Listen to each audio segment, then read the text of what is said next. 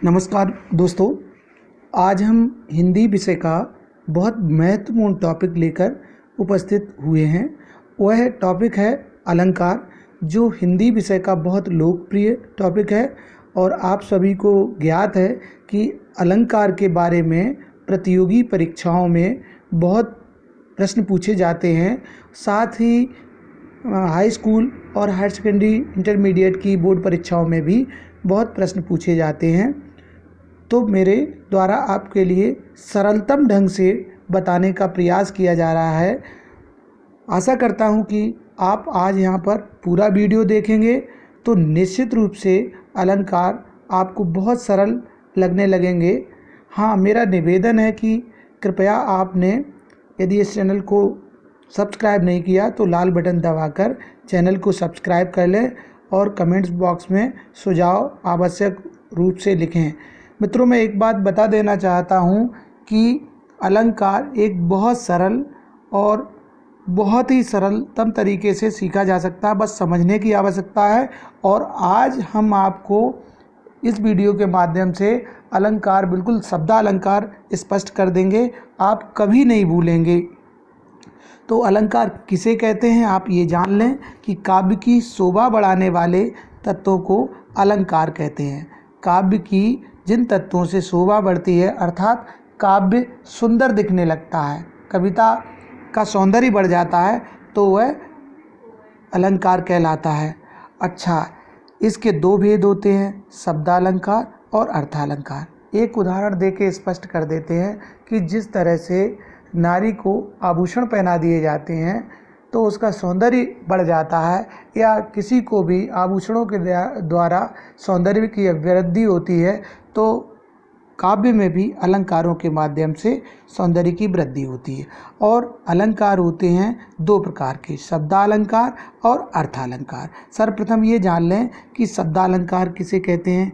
शब्दों के माध्यम से जहाँ पर काव्य में शोभा वृद्धि होती है वहाँ पर शब्दालंकार होता है, और शब्दालंकार के ही बारे में इस वीडियो में पढ़ना हमें।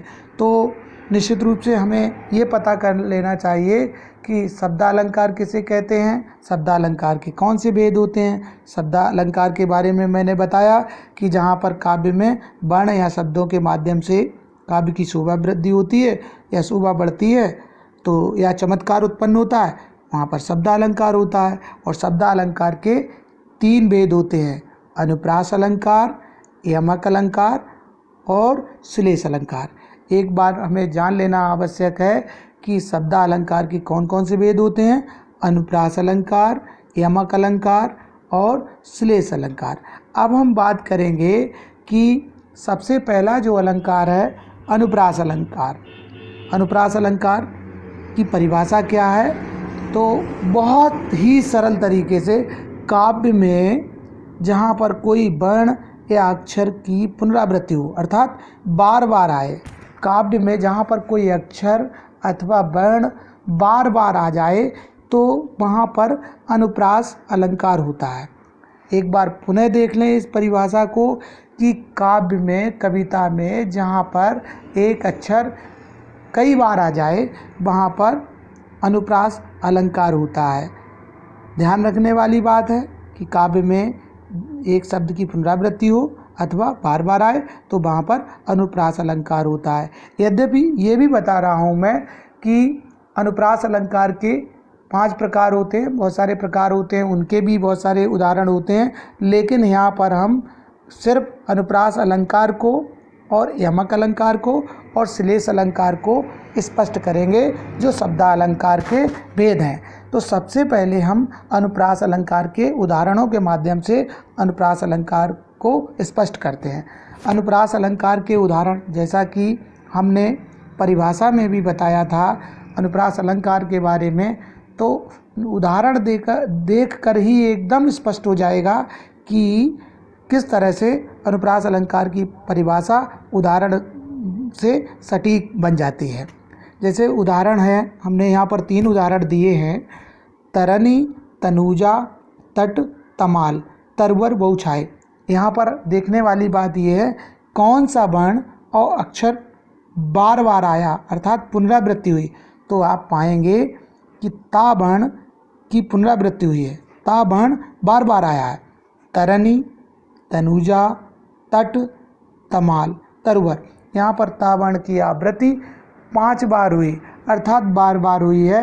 और यहाँ पर एक चमत्कार सा प्रतीत होता है, तो यहाँ पर अनुप्रास अलंकार है। ठीक इसी तरह रघुपति, राघव, राजा राम। आपसे अगर मेरा प्रत्यक्ष होते सामने आप लोग, तो मैं बिल्कुल आपसे प्रश्न करता कि यहाँ पर किस वर्ण या अक्षर की पुनरावृत्ति हुई, तो आप बता देते रावण की, तो रघुपति, राघव, राजा राम। इसी तरह जो तीसरा उदाहरण है, चरण धरत चिंता करत चितवत चारऊ ओर, तो सीधी सी बात है, चा वर्ण की आवृत्ति बार बार हुई, तो यहाँ पर भी अनुप्रास अलंकार है। अब हम आते हैं शब्दालंकार का पहला भाग, अनुप्रास अलंकार, उसके बारे में पढ़ा और उदाहरण भी देखे। अब यमक अलंकार क्या होता है, यमक अलंकार, और किस तरह से काव्य में चमत्कार उत्पन्न करता है यमक अलंकार, किस तरह काव्य की शोभा बढ़ती है, ये सब हम जानें। तो काव्य में जहाँ पर एक शब्द एक से अधिक बार आए, काव्य में जहाँ पर एक शब्द एक से अधिक बार आए और अर्थ भी अलग अलग निकले, तो वहाँ पर यमक अलंकार होता है। कहने का तात्पर्य ये है कि काव्य में जहाँ पर एक से ज़्यादा बार अर्थात 2 बार 3 बार यदि कोई शब्द आए और हर बार उसका अर्थ अलग अलग निकले, तो समझ लीजिए वहाँ पर यमक अलंकार होता है। अच्छा, यमक अलंकार के उदाहरण जब हम देखेंगे तो सारी चीज़ और भी स्पष्ट हो जाएगी। जैसे काली घटा का घमंड घटा। अब यहाँ पर देखें, काली घटा का घमंड घटा। काली घटा, घटा आप समझते ही हैं, अर्थात बदली। काली घटा का घमंड घटा। घमंड घटा मतलब घमंड कम हो गया। काली घटा, काली घटा है और घमंड घटा, तो 2 बार घटा आया, दोनों के अर्थ अलग अलग हैं। पहली घटा का काली घटा घटा है और दूसरी घमंड घटा अर्थात कम हो गया घमंड। इसके बाद है 3 बेर खाती थी वे 3 बेर खाती है। कवि भूषण की पंक्तियां हैं कि शिवाजी का जब आक्रमण युद्ध होता है, तब मुग़लों के, औरंगजेब और शिवाजी का युद्ध हुआ था, तो मुग़लों के यहाँ जो स्त्रियाँ थीं रनिवास की, वो जो 3 बार खाना खाती थी, 3 बेर खाती थी, मतलब 3 समय खाती थी, 3 अंग्रेजी में कहे तो 3 टाइम खाती थी। अब वे 3 बेर खाती हैं। जो फल होता है ना बेर, झाड़ बेर का, उसमें जो बेर लगे होते हैं, अब वो भय के कारण 3 बेर खाती हैं, अर्थात उनकी भूख चली गई है। तो यहाँ बेर का एक बार अर्थ बेर का समय है 3 बार, और एक बेर का अर्थ फल है। इसी तरह कहें कभी बैनी, बैनी ब्याल की चुराई लेनी। यहाँ पर बैनी जो है 2 बार आया है।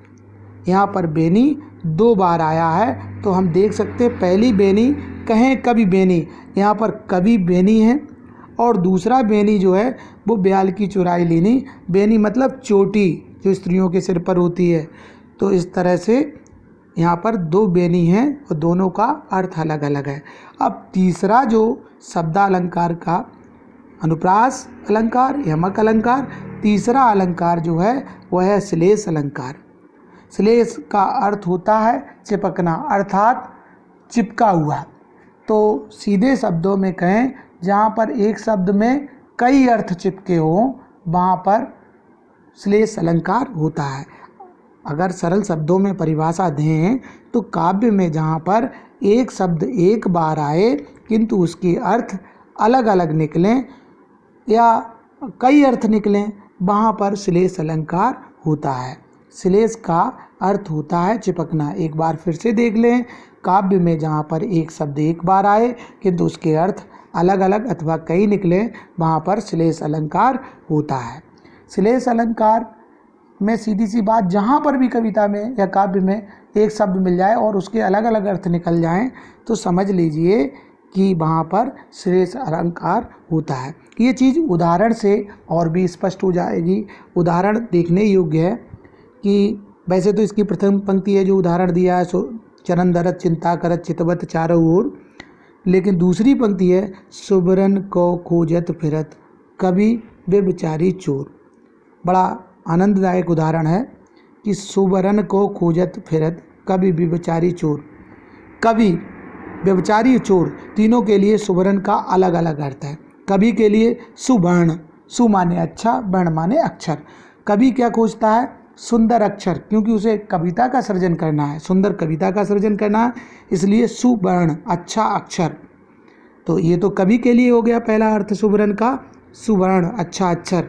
और दूसरा व्यभिचारी, मतलब दुष्ट आचरण वाला व्यक्ति, उसके लिए सु माने अच्छा, वर्ण माने रंग, अर्थात अच्छे रंग वाली स्त्री, अर्थात सुंदर स्त्री ढूंढता है वो।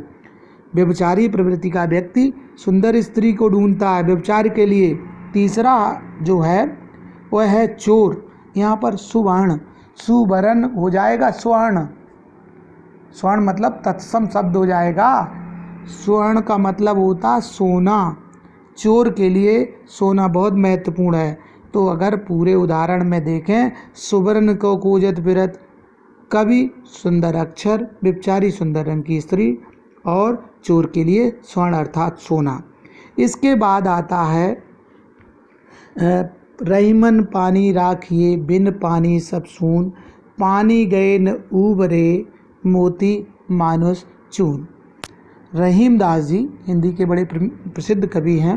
रहीमन पानी राखिए, रहीमदास जी कहते हैं पानी राखिए बिन पानी सब शून्य, पानी के बगैर सब शून्य है, पानी के बगैर कुछ भी संभव नहीं। पानी से तात्पर्य यहाँ पर सम्मान है, इज्जत है, प्रतिष्ठा है। तो रहीमदास जी कहते हैं पानी का रहना बहुत ज़रूरी है। पानी गए न उबरे, पानी के बगैर कोई नहीं उबर सकता है, मोती भी नहीं, मानुष भी नहीं, चून भी नहीं। मोती के लिए पानी क्या है? चमक, मोती के लिए पानी चमक है। और मानुष के लिए, मनुष्य के लिए उसकी प्रतिष्ठा। और चून के कई विद्वान अलग अलग अर्थ लगाते हैं। चून का मतलब आटा भी होता है और चून का मतलब चूना। अगर आटे में भी पानी नहीं मिलाएंगे तो वो अपना गुथकर महत्व नहीं साबित कर पाएगा, और ना ही चूना भी पानी के बगैर अपना महत्व स्थापित कर सकता है। तो दोस्तों ये था शब्दालंकार, और इसकी आपको अगर ये वीडियो अच्छी लगी हो तो ज़रूर चैनल को सब्सक्राइब करिएगा। धन्यवाद।